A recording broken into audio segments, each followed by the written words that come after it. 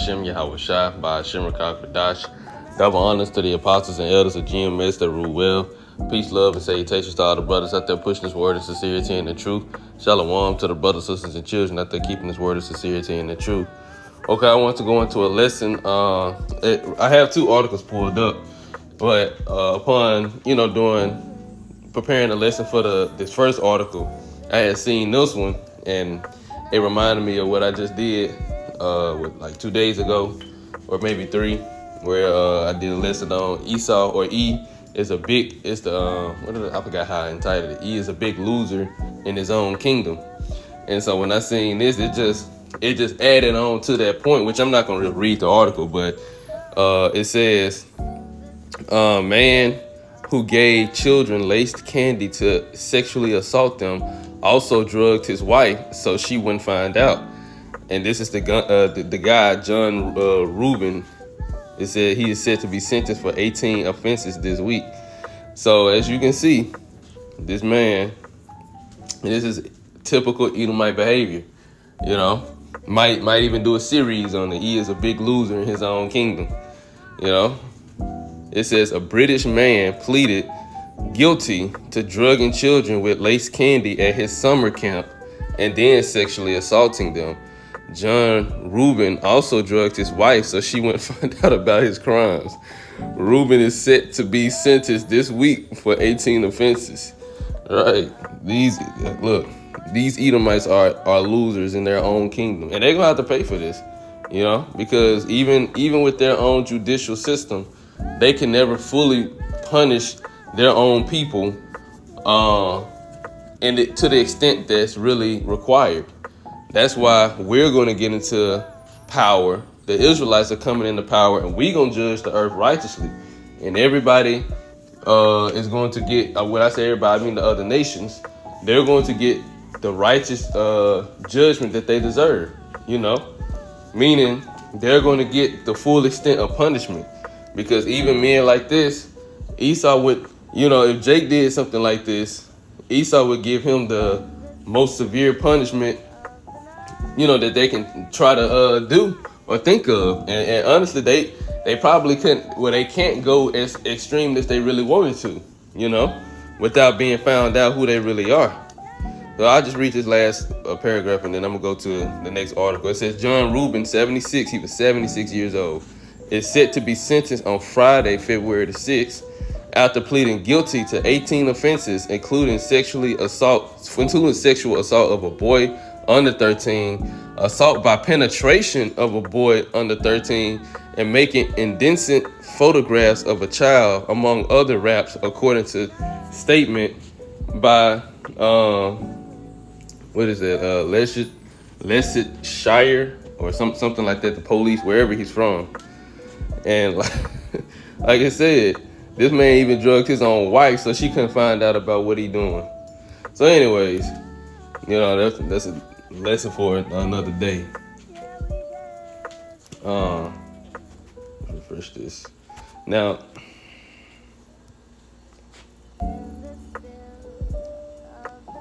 forcing you to accept it.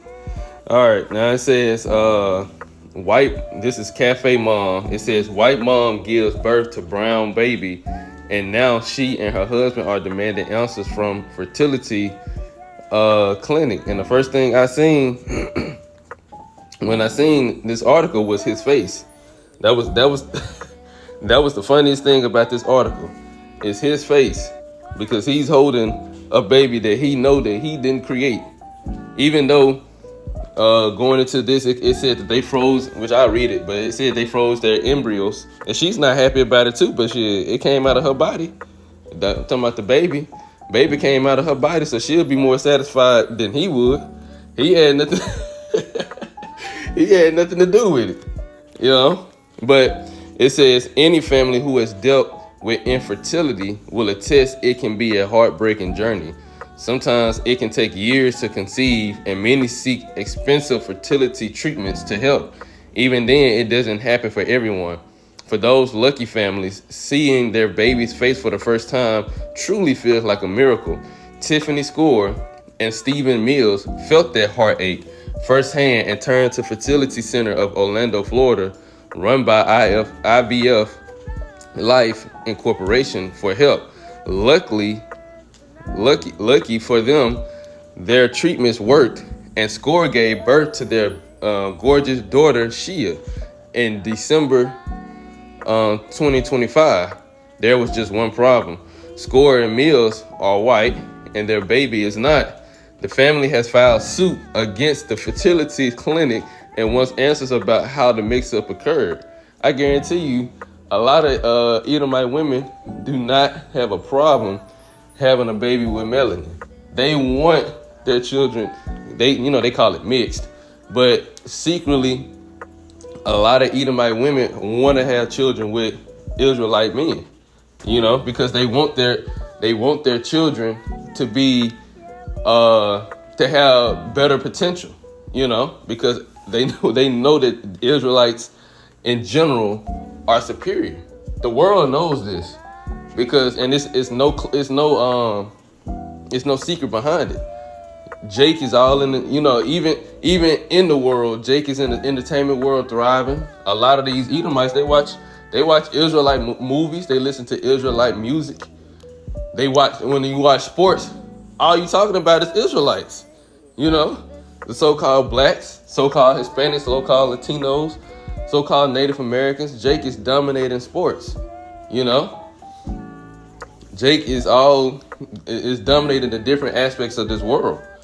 And guess what? A lot of those athletes, what do? They get with Edomite women. Them Edomite women really be wanting them Israelite men. Now, a lot of them, they do be wanting them for money, to get the money. But a lot of them women do be wanting Israelite men. And that's in the entertainment world. And then you take it to just your everyday average American. You got a lot of Edomites women, they be wanting Jake men too. High school, college, and even in the real world, they be wanting Israelite men too. Some of them don't admit it, but they do. So even in this case, which I'm not saying that she's happy about it, but for the most part, that child came out of her body. And in this picture, he looks way more disappointed than she is. Way more disappointed. All right, so it says the Orlando Sentinel reported that SCORE and Mills worked with IVF Life in 2020 to create and freeze their embryos. It's not hard to see from Shia that she's most likely not biologically related to her white parents. That's not the couple's only concern. They want to know what the heck happened to the 3 embryos the clinic claimed it successfully created 6 years ago. Jack Scarolo, one of the lawyers representing SCORE Mills, said SCORE gave birth to Shia on December the 11th. So again, she came out of the woman body. The couple adore their baby girl and feel so blessed, but doesn't excuse the extreme concerning error the clinic allegedly made. They have fallen in love with this child, Scarolo told the Sentinel. They would be thrilled in the knowledge that they could raise this child, but their concern is that this is someone else's child, and someone could show up at any time and claim the baby and take that baby away from them. In addition, SCORE and Mills feel a moral duty to share their story with other patients. It says, according to their lawsuit, the couple warns IVF Life to produce a full report on the status of their embryos. They also want genetic testing performed on every baby born under the clinic's care for the last 5 years. It's a tall request, but not really unreasonable. So they basically trying to figure out what happened to the DNA that they gave to create a baby, because obviously they can tell that something ain't right. So, and then it's funny too, because we already, which I'm gonna put it up. Is there anything else?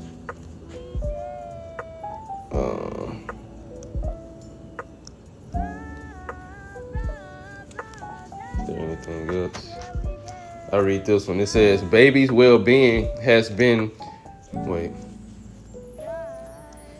Alexia Score, Tiffany Score's sister, created a GoFundMe campaign to help the family during this nightmare. She explained that despite the heartache, the couple loves she above all else. Baby's well-being has been and will continue to be Tiff and Steve's a priority, she wrote on the page. She spent her days nestled in a warm, nurturing environment thanks to the love of her parents and the beautiful and thoughtful gifts they were showered with before and after her birth. Now, let me pull something up.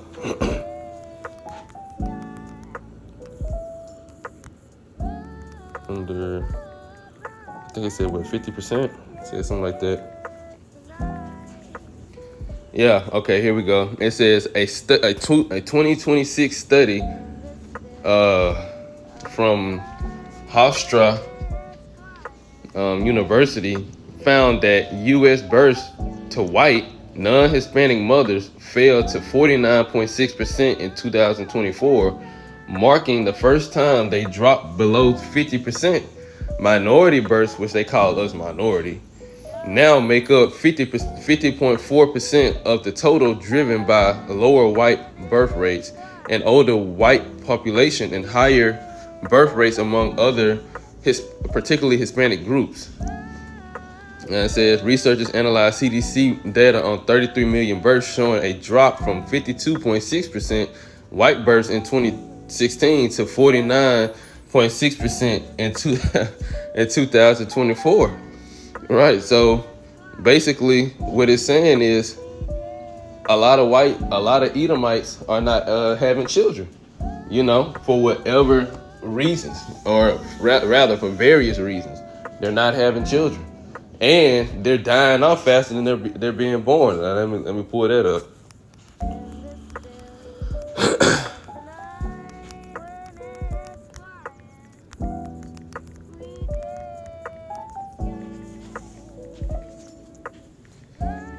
It says the white demographic decline is largely attributed to its older age structure when compared to other race and ethnic groups.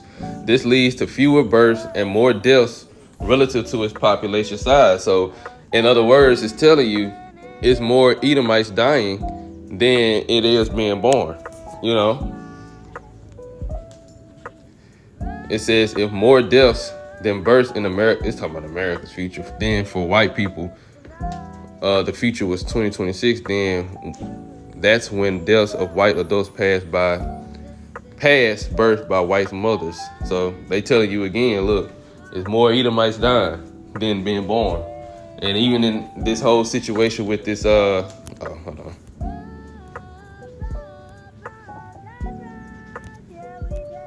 And even in this whole situation with this, they trying to figure out what happened to the embryos that they gave in order to, let me look that up too. Let me look that up real quick.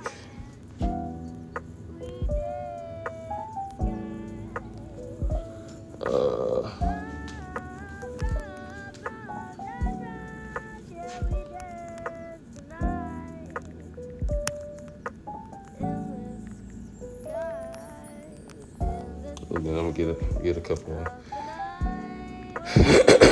It says mixing embryos usually refers to reciprocal IVF, where one partner provides eggs for fertilization by donor sperm, and the resulting embryo is implanted into the other partner's uterus to carry the pregnancy.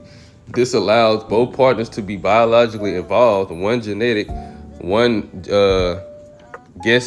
gestational. It may also refer to transferring multiple embryos or containing fresh frozen embryos. So it says partner A undergoes ovarian stimulation and has eggs retrieved. Eggs are fertilized with donor sperm in the lab to create embryos. The embryo or embryos are transferred to partner B's uterus, who carries the pregnancy. Partner A is the genetic mother. Partner B is the birth legal mother. So what wound up happening was the people were supposed to basically have their embryos ready to be frozen and ready to be put, enable her to be pregnant.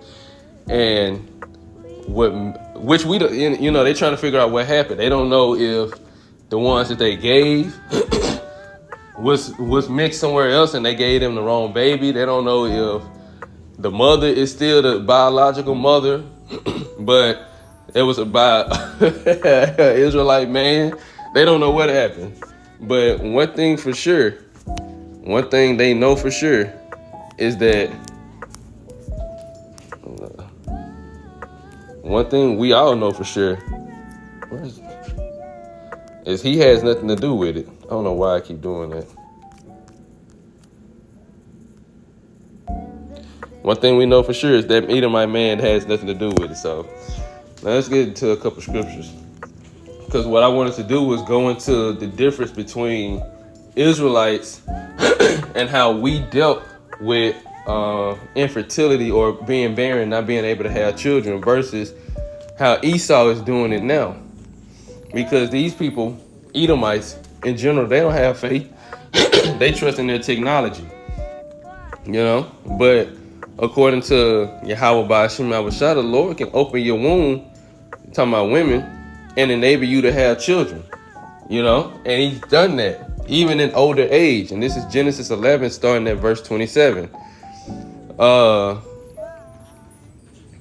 I'll read in the AMP for better understanding. Now, these are the records of the descendants of Terah. Terah was the father of Abraham, Nahor, and Haran. And Haran was the father of Lot. Haran died before his father Terah in the land of his birth in Ur of the Chaldeans.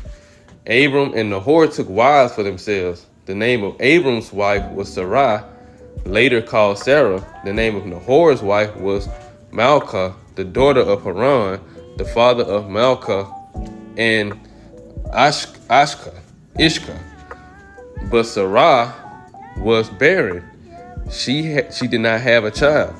So see, it says she was barren. Barren meaning she couldn't bear children. Unproductive, infertile, or like I said, unfruitful. So it's going into not being able to bear fruit, and then for people, humans, not being able to bear children. It says of a woman unable to have children, or of a female animal not pregnant or unable to become so. So she was barren, much like how it was talking about in the article. A lot of Edomite, not just Edomite people in general, but in that case, Edomites. Those Edomites were unable to conceive naturally. So let's go to we'll jump around a little bit.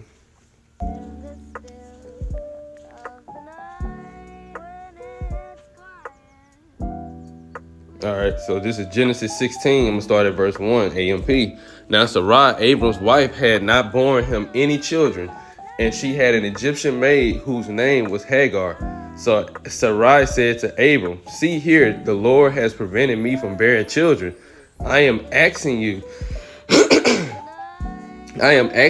to go into the bed of my maid so that she may bear you a child. Perhaps I will obtain children by her." And Abram listened to Sarai and did as she said. Let's see what this says. It says, "This must have been an acceptable practice in that time and culture, based on the idea that the children of such a union would belong to the owner of the slave girl.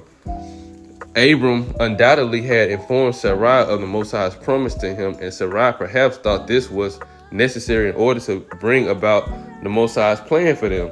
So, right, at the time, they didn't understand that the Lord was going to open her womb. Well, no, the Lord told them that Sarai was going to have bear a child.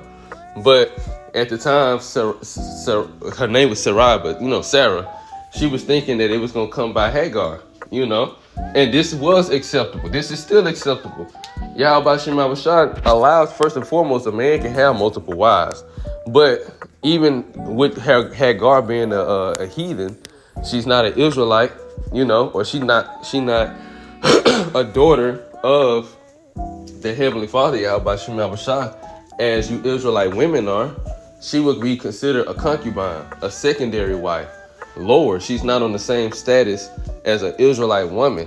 Nevertheless, she would still be considered one of his wives, but just a concubine. And that absolutely could be done, because it was done with Rachel, which we're gonna get that too. Rachel and Leah, they had given their handmaidens, and Rachel was taking the children for herself, because at the time she was barren. So this was most definitely acceptable, and it's still acceptable to this day. That's how the Lord created it to be.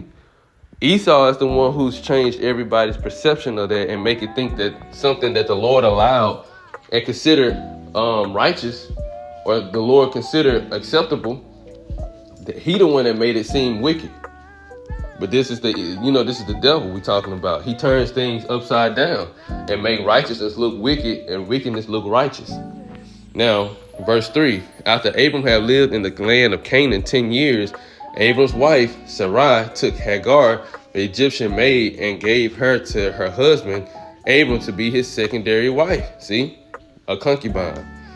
He went into the bed of Hagar, and she conceived. And when she realized that she had conceived, she looked with contempt on her mistress, regarding Sarai as insignificant because of her infertility.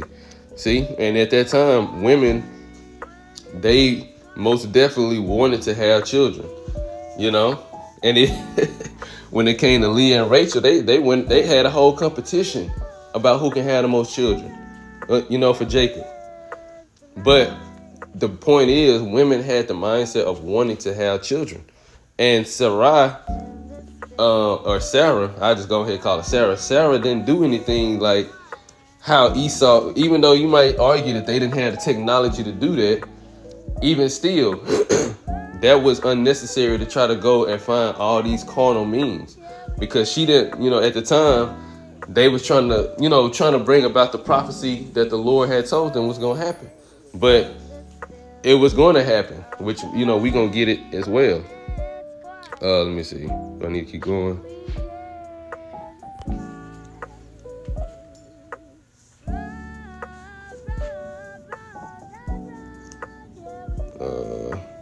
Okay, now let's get is this Genesis 18? Yeah.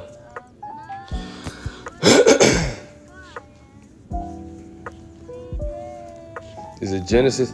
Salaki. This is Genesis 18. I'm going to start at verse 9. AMP. Then they said to him, "Where is Sarah, your wife?" Oh, wait. Hold on. Let's see. I got to get where her name was changed.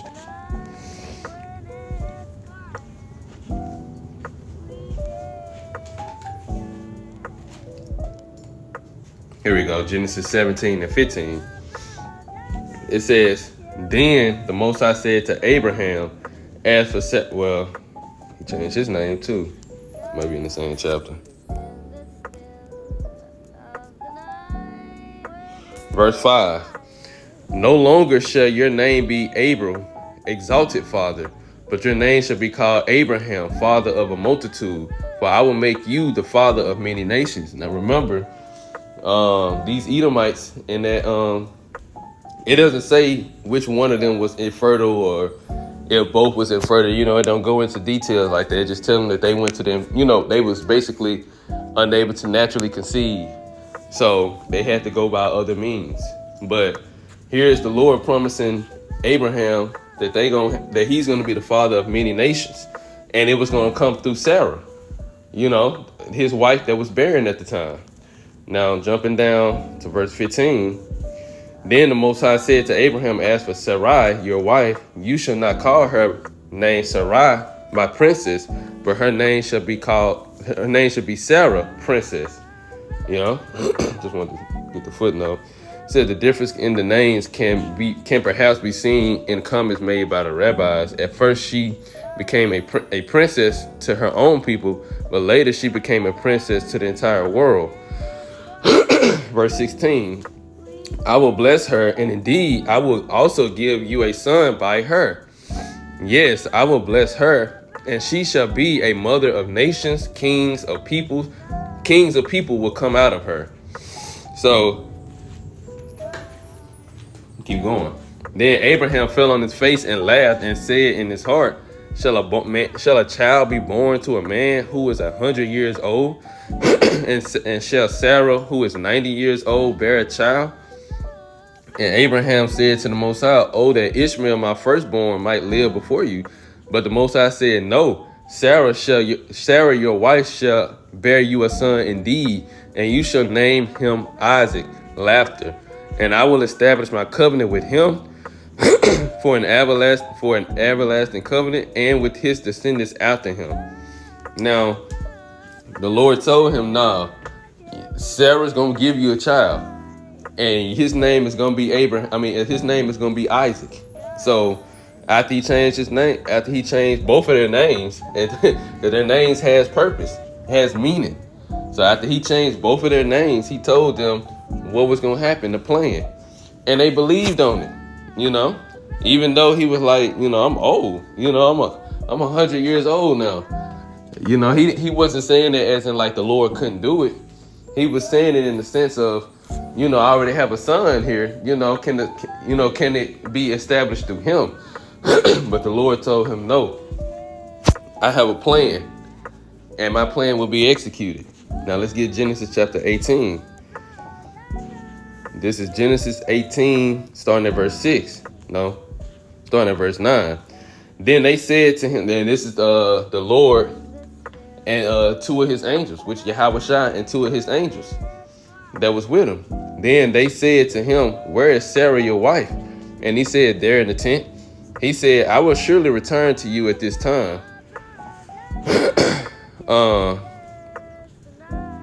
Next year. And behold, Sarah, your wife, will have a son. And Sarah was listening at the tent door, which was behind him, laughing because the Lord, she gonna laugh in her mind and the Lord gonna hear it. Now Abraham and Sarah were old, well advanced in years. She was past the age of childbearing. So Sarah laughed to herself when she heard the Lord's words, saying, after I have become old, shall I have pleasure and delight my Lord, her husband, being also old? And the Lord asked Abraham, why did Sarah laugh to herself, saying, shall I really give birth to a child when I am old? Is anything too difficult or too wonderful for the Lord? At the appointed time, I keep trying to get these footnotes. Okay. At the appointed time, when the season for her delivery comes, I will return to you, and Sarah will have a son. Then Sarah denied it, saying, I did not laugh, because she was afraid. And the Lord said, no, but you did laugh. Right. So the Lord told her, like, you gonna have a son. He been telling them all this time, y'all gonna have a child together. And that child is gonna be the one I established my covenant with. And they believed on it. They had no choice but to believe in it. Because it was the Heavenly Father, Yahweh Shah, telling them, that they're going to have a child. And guess what? They indeed had a child. Now let's see. Let's see when he was born. Am I spelling it wrong? Wait, hold on.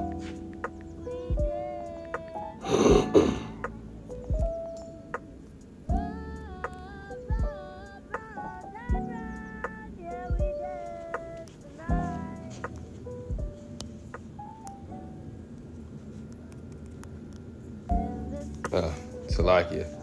Now let's see.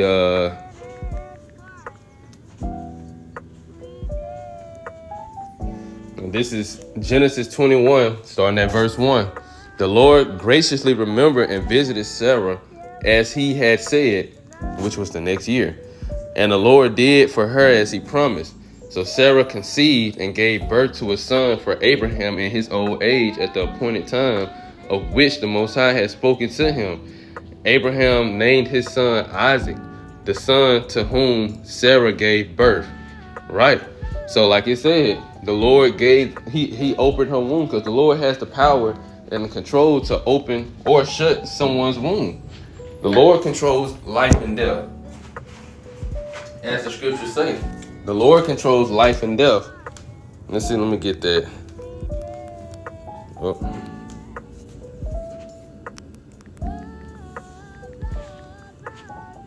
Let's see.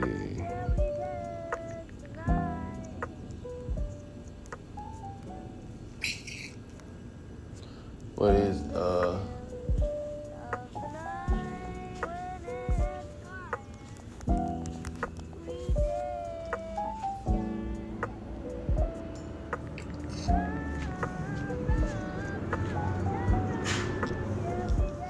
this is Deuteronomy 32 and 39. See now that I am he, and there is no God beside me. It is I who put to death, and I who give life. I have wounded, and it is I who heal, and there is no one who can deliver from the power of my hand.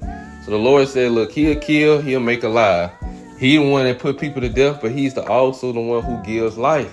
So to make someone fertile, to have children, that's light work. That's light work to the Heavenly Father. And he told them that I was going to give you some children. Now let's get let's see. Genesis 25.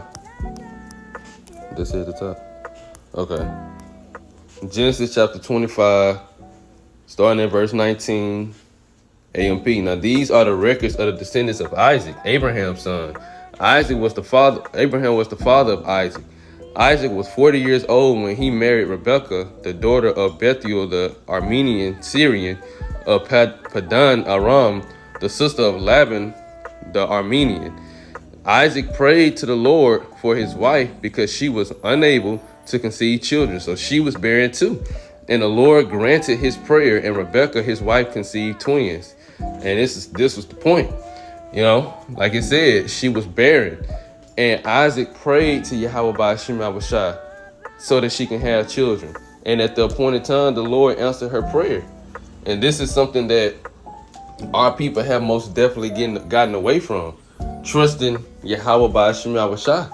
And he didn't just do it just because. They were also following and obeying Yahweh Ba'ashem Yahushua. It wasn't like he just gave them children just because they asked for it. Like, they was actually doing the Lord's will. That's another thing. See, our people, you can't just ask the Lord. You can't live how you want to live and think the Lord is just going to accept you in any type of way, but then you asking him to do stuff for you. It don't work that way. It don't work that way in real world. You can't just do what you want. You wouldn't allow nobody to just do whatever they want. Or if you a supervisor or whatever, like you at a job or something, you managing people, you're not going to just let your people do whatever you want and then you do whatever they ask you for. Like if they ask you for a raise, you give it to them, but they're not doing the job properly. They're not doing what you need them to do. It's not going to happen. So how would you think the Lord is going to reward you for the things that you want when you live in any type of way? He's going to judge you according to your actions. But in this case, he approved of their actions. He approved of their behavior on earth. And he granted their request, like it said. He granted their prayer. And that's why they was able to conceive children. So now I'm going to go to, I want to get Rachel, because I'm just sticking to that point. This is the difference between us, the Israelites, and ultimately the rest of the earth. But in that particular case, these Edomites. Now let's see. This is Genesis 29.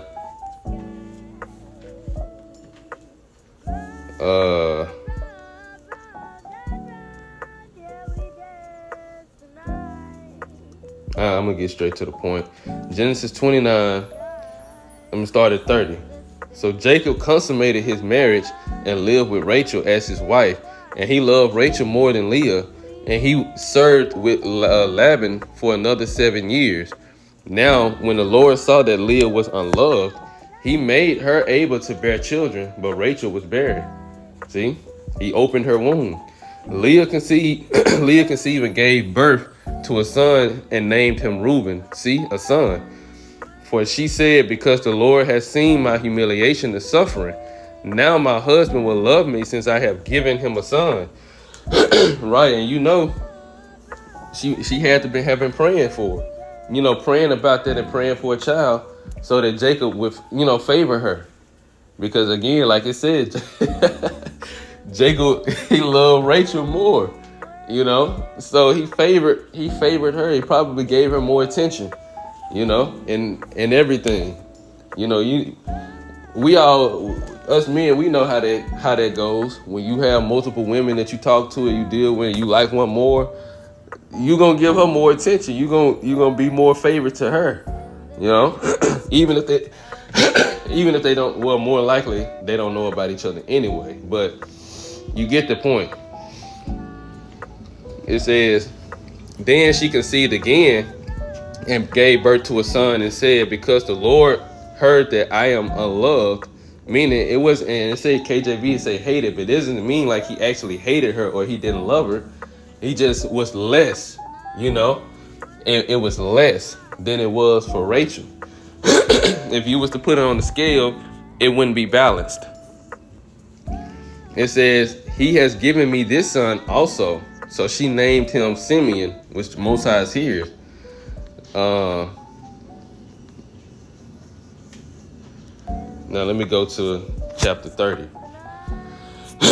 When Rachel saw that she conceived no children for Jacob, she envied her sister and said to Jacob, give me children or else I will die. And I want to get that in a different translation, because one of them translations said, I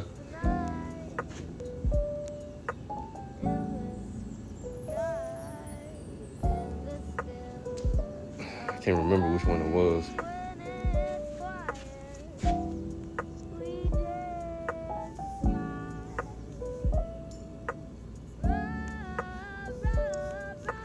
One of them translations had it written in a certain way. And I liked it. But I can't remember which one. It might be the GNT.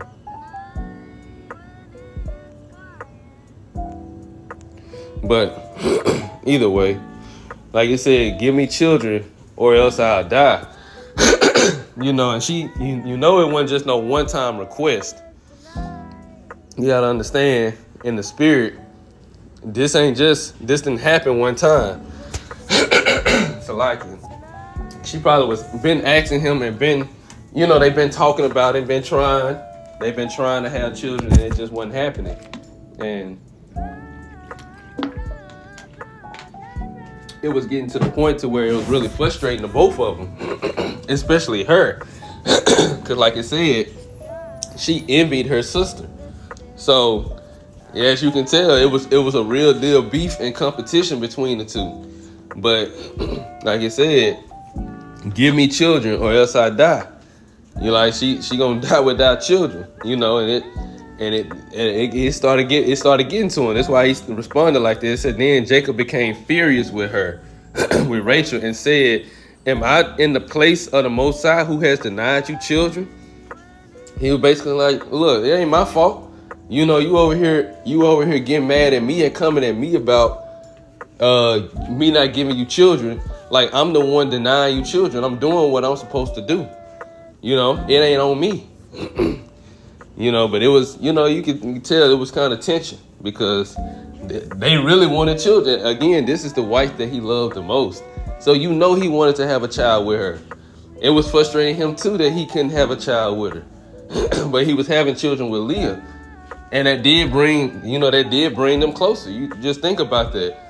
He having children with Leah, so he has to attend to Leah and her children. Well, he's going to attend to Leah and their children, their sons, because these are the beginning of his generation. Even though he wanted it with Rachel. And when Rachel see these things and she doesn't have a child, it made her jealous. To see. It was basically like he established a family with Leah, but her family hasn't gotten established with him yet.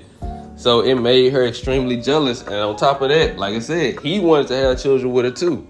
But the Lord set it up this way purposely, and he eventually gave her children. Now, verse 3, she said, here, take my maid, Bilhah, and go into her. And when the baby comes,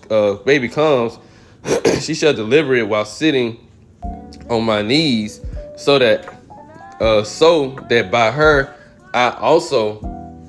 I may also have children to count as my own.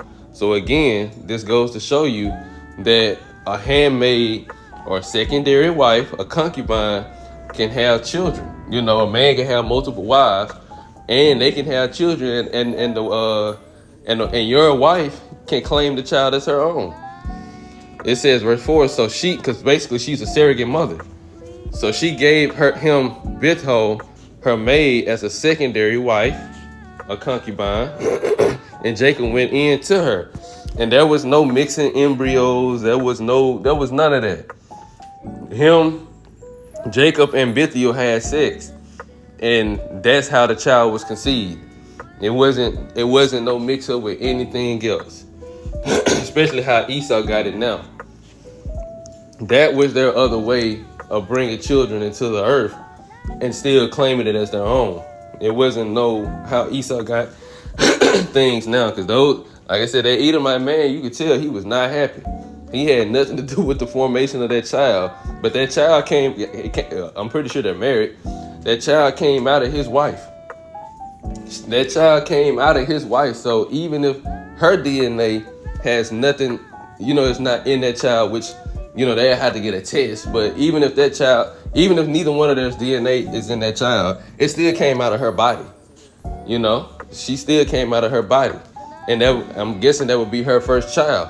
So she would still be somewhat attached to the child, which I think was a daughter, over the man who had nothing to do with it. You could tell by his face.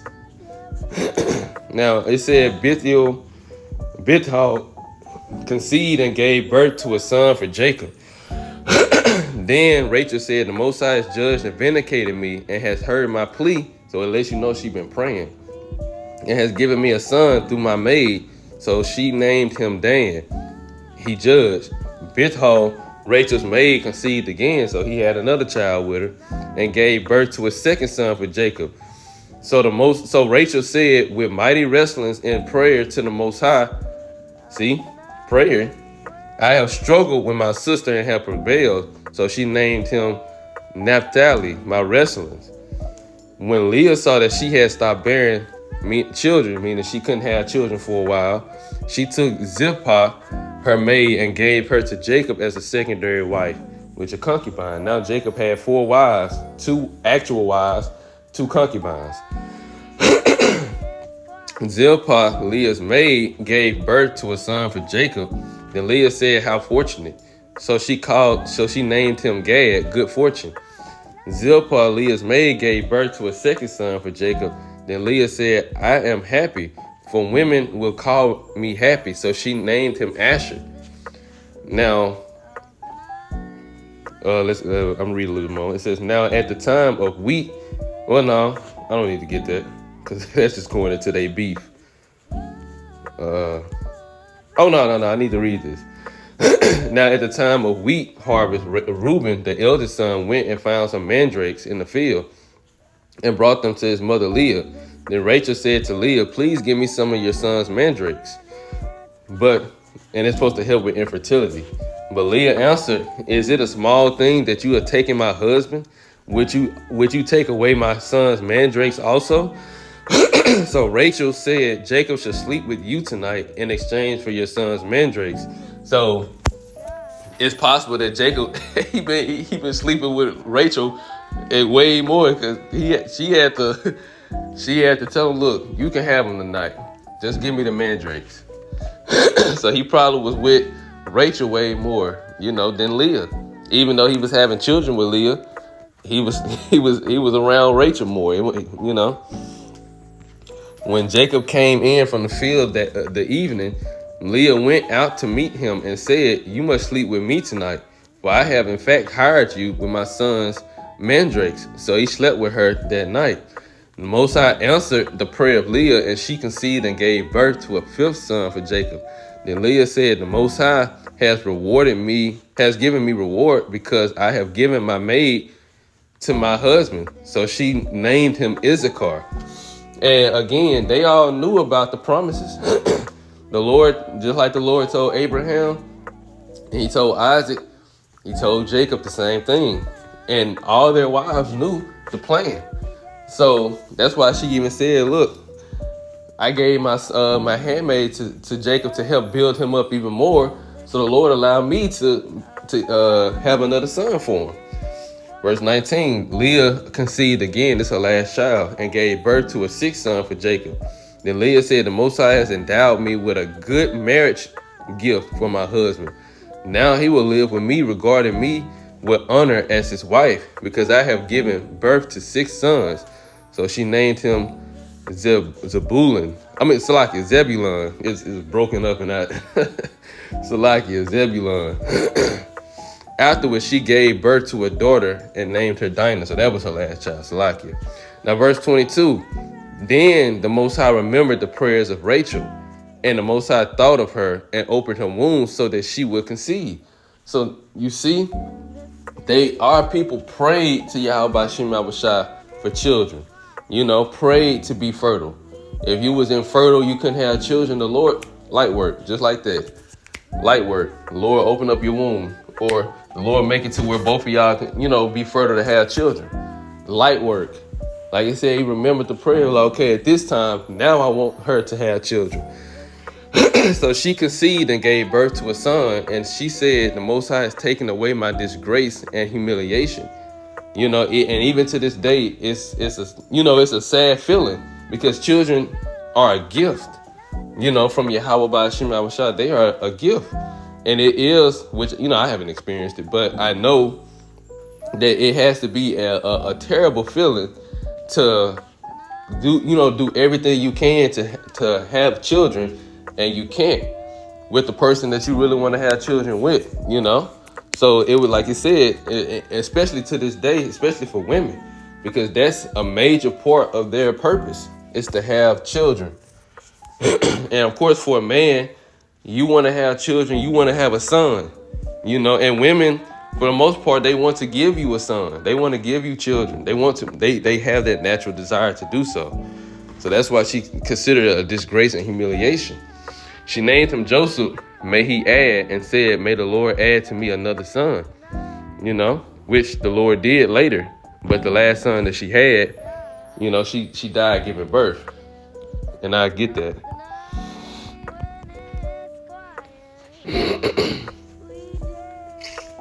This is Genesis 35 and 16.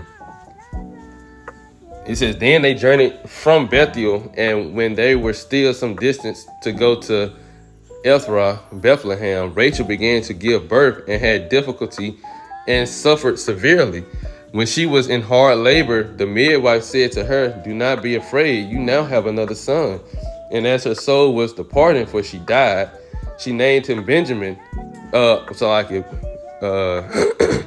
Benoni, son of my sorrows. But his father, which was Jacob, called him Benjamin, son of the right hand.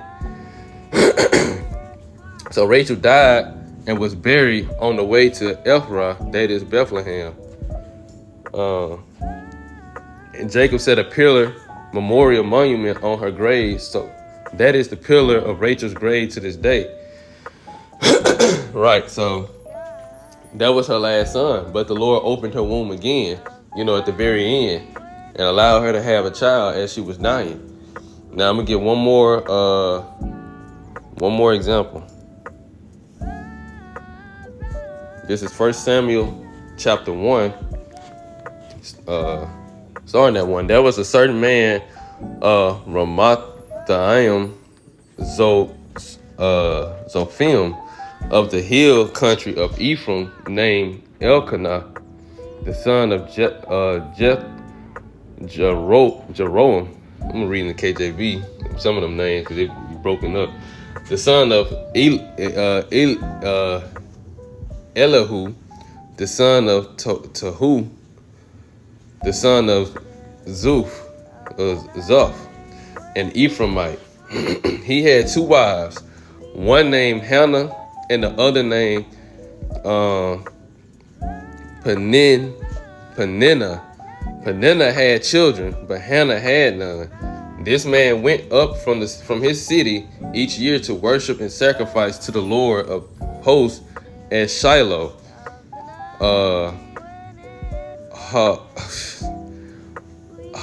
Hophni and Phinehas, the 2 sons of Eli, were priests to the Lord there. It's a lucky for these names. hard trying to pronounce some of them. When the day came that Elkanah sacrificed, he would give portions of the sacrificial meat to Peninnah, his wife, and all her sons and daughters. But to Hannah, he would give a double portion because he loved Hannah, but the Lord had given her no children. Hannah's rival provoked her bitterly to irritate and embarrass her because the Lord had left her childless. When it says her rival or adversary, it means the other wife. So it happened year after year, whenever she went up to the house of the Lord, Peninnah provoked her, so she wept and would not eat. Then Elkanah, her husband, said to Hannah, "Why do you cry and why do you not eat? Why are you so sad and discontent? Am I not better to you than 10 sons?" So Hannah got up after eating and drinking in Shiloh. Now Eli the priest was sitting on his seat beside the doorpost of the temple, the tabernacle of the Lord. Hannah was greatly distressed, and she prayed to the Lord and wept in anguish. She made a vow, saying, "O Lord of hosts, if you will indeed look on my affliction, suffering of your maidservant, and remember and not forget your maidservant, but will give your maidservant a son, then I will give him to the Lord all the days of his life. A razor shall never touch his head." So again, they prayed. Our people prayed to Yahweh Shem Yahushua and asked for a son, asked for children. They asked for the things that they wanted and had belief in it.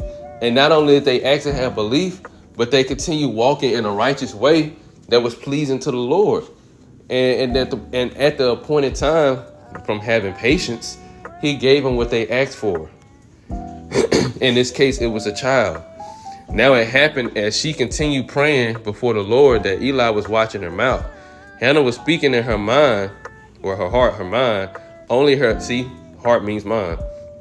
Only her lips were moving, and her voice was not heard. So Eli thought she was drunk. Eli said to her, "How long will you make yourself drunk? Get rid of your wine." But Hannah answered, "No, my Lord. I am a woman with a despairing spirit. I have not been drinking wine or any intoxicating drink, but I have poured out my soul before the Lord.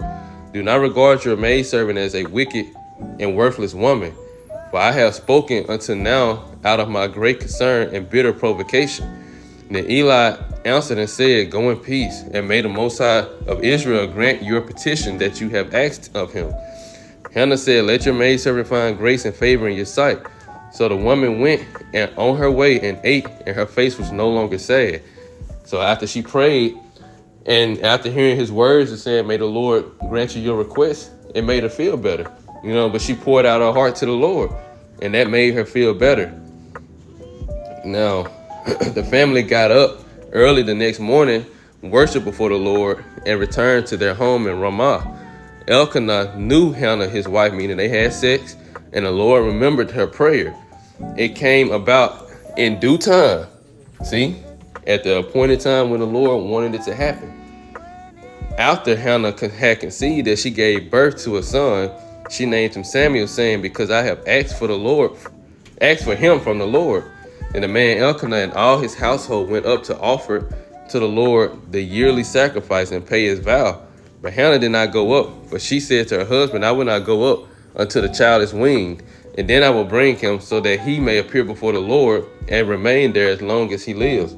Because she made a vow to the Lord, She made a promise to him that if you give me a child, I'm going to give him over to you. And she had to honor that. She saw the Lord kept his side. He gave her what she asked for, so now she knows she had to keep her side. But she had to wing him, meaning he had to become old enough in order to be able to be, on his own. Well, I ain't gonna say on his own, but, to give him up to the Lord. Elkanah, her husband, said to her, "Do what seems best to you. Wait until you have weaned him. Only may the Lord establish and confirm his word." So the woman remained behind and nursed her son until she weaned him. Now when she had weaned him, she took him up with her along with a 3-year-old bull, an ephah of flour, and a leather bottle of wine to pour out the burnt offering for a sweet fragrance. And she brought Samuel to the Lord's house in Shiloh, although the child was young. And then they slaughtered the bull and brought the child to Eli. Hannah said, "Oh, my Lord, as surely as your soul lives, my Lord, I am the woman who stood beside you here praying to the Lord. For this child I prayed, and the Lord has granted me my request, which I asked of him. Therefore I have also dedicated him to the Lord. As long as he lives, he is dedicated to the Lord, and they worship the Lord there. So as you can see, our people prayed to Yahweh Ba'ashem Yahushua for children. They prayed to have access or had the ability to conceive and bear children. Not what Esau got going on and all this wickedness, and now he got a whole mix-up where the baby that they had is not even it doesn't appear to be an Edomite. That's what they wanted. They wanted an Edomite child. You can't even blame them. Because if Jake did some stuff like that and his wife winded up bearing if an Israelite man had Southern Kingdom, so-called black couple had a child and they coming out looking like an Edomite, they'll be furious. You'll be furious. So it's understandable, but at the same time, we don't do stuff like that. Our people, we pray to Yahweh Ba'ashem Yahushua. Now I'm gonna get one more verse because the Lord gave her more children.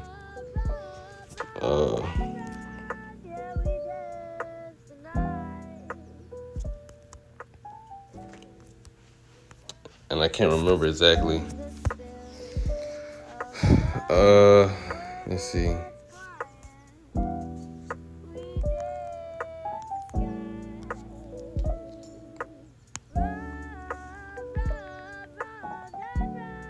Okay, here we go.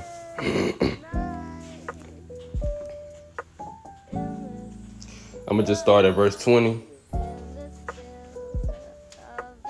Yeah. Then Eli would bless Elkanah and his wife and say, "May the Lord give you children by this woman in place of the one she asked for, which was dedicated to the Lord." Then they would return to their own home. And the time came when the Lord visited Hannah so that she conceived and gave birth to 3 sons and 2 daughters. And the boy Samson grew before the Lord. So the Lord, not only did he give her that one son, which was Samuel. I think I read that Samson. It's Samuel. So when the Lord gave her Samuel and she offered him up, later the Lord, like I said, and the time came. So when the Lord allowed it to happen again, he gave her 5 other children. She had 6 children total. So she had 3 more sons, 4 sons in total, and 2 daughters. So, the Lord is very, very, very, very gracious, and he wants to do good for his people, When I say he wants to do good, I mean he wants to give us these things, but if you ask for it, you got to have faith that you will get it, And when Eli told them, may the Lord give you, more children by this woman, or basically saying, may the Lord allow y'all to have more children, that made them not only feel good, but have more hope that the Lord would actually do it. And he did it. And we know for 5 children, each pregnancy is roughly 9 months. So it was over the course of time, course of years, that she was able to bear more children. It didn't just all happen at one time. Just over the course of time and years, she had more children. So how happy they were? Or can you imagine how happy they were each time they bared another child? She bared another child for them. So I just wanted to do, a little listening to that. And Lord, it was edifying. So on that note, I want to give all praises, honor, and glory to Yahweh, Ba'ashem Yahushua, Ba'ashem Kakwadash, double honor to the apostles and elders, the GMS that rule well. Peace, love, and salutations to all the brothers out there pushing this word of sincerity and the truth. Shalom to the brothers, sisters, and children out there keeping this word of sincerity and the truth. And until next time, shalom.